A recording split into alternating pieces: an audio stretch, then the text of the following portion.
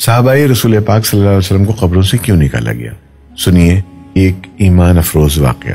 عراق کا بادشاہ ملک فیصل اول گہری نیند میں تھا۔ اس نے خواب میں دیکھا کہ کوئی اس سے کہہ رہا تھا، ہم رسول اللہ صلی اللہ علیہ وسلم کے 2 صحابی دریا دجلہ کے کنارے دفن ہیں۔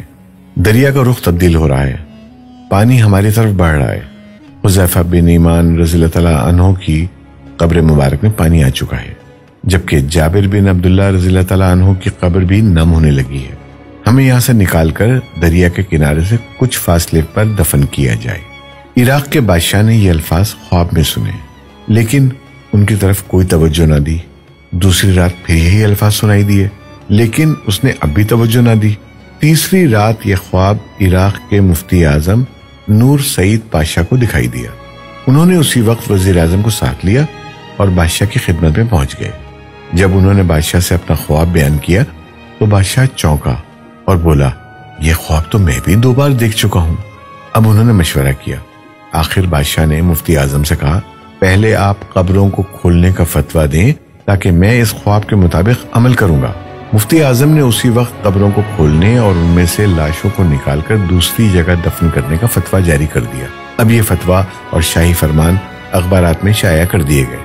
اعلان کیا گیا کہ عید قربہ کے دن دونوں اصحاب رسول صلی اللہ علیہ وسلم کی قبریں کھولی جائیں گی۔ اخبارات میں جوں ہی یہ خبر شائع ہوئی تو دنیا اسلام میں بجلی کی طرح پھیل گئی۔ اخبارات کی دنیا اس خبر کو لے اڑی، اور مزے کی بات یہ کہ یہ حج کے دن تھے۔ تمام دنیا سے مسلمان حج کے لیے مکہ اور مدینہ پہنچے ہوئے تھے۔ انہوں نے درخواست کی کہ قبریں حج کے چند روز بعد کھولی جائیں تاکہ وہ سب بھی اس پروگرام میں شرکت کر سکیں۔ اسی طرح حجاز، مصر، شام، لبنان، فلسطین، ترکی، ایران، بلغاریہ، روس، ہندوستان وغیرہ ملکوں سے شاہ عراق کے نام سے بے شمار تار پہنچے کہ ہم بھی اس موقع پر شرکت کرنا چاہتے ہیں، مہربانی فرما کر مقررہ تاریخ چند روز آگے بڑھا دی جائے۔ چنانچہ دنیا بھر کے مسلمانوں کی خواہش پر دوسرا فرمان یہ جاری کیا گیا کہ اب یہ کام حج کے 10 دن بعد کیا جائے گا۔ آخر کار وہ دن بھی آ گیا جب قبروں کو کھولنا تھا۔ دنیا بھر سے مسلمان وہاں جمع ہو چکے تھے۔ پیر کے دن دوپہر 12 بجے لاکھوں انسانوں کی موجودگی میں قبروں کو کھولا گیا۔ حضرت حذیفہ بن یمان رضی اللہ تعالیٰ عنہ کی قبر میں کچھ پانی آ چکا تھا، جبکہ حضرت جابر بن عبداللہ رضی اللہ تعالیٰ عنہ کی قبر میں نمی پیدا ہو چکی تھی، اگرچہ دریائے دجلہ وہاں سے 2 فرلانگ دور تھا۔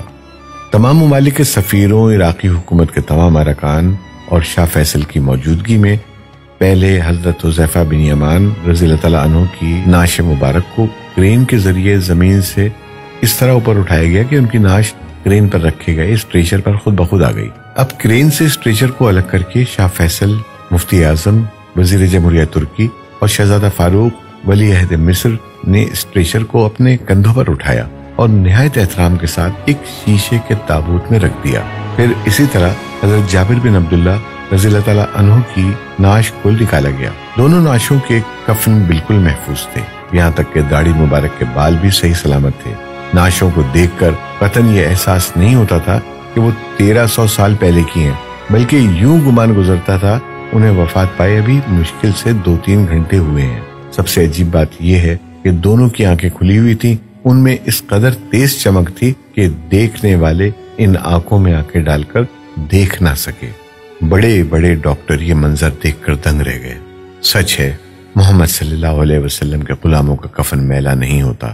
ہم امید کرتے ہیں کہ یہ معجزاتی اور تاریخ ساز ویڈیو آپ کو ضرور پسند آئی ہوگی۔ کمنٹس میں سبحان اللہ ضرور لکھیں، اور آپ اپنے دوستوں اور احبابوں کو بھی ضرور شیئر کریں تاکہ ان کا بھی ایمان تازہ ہو سکے۔ جزاک اللہ خیر۔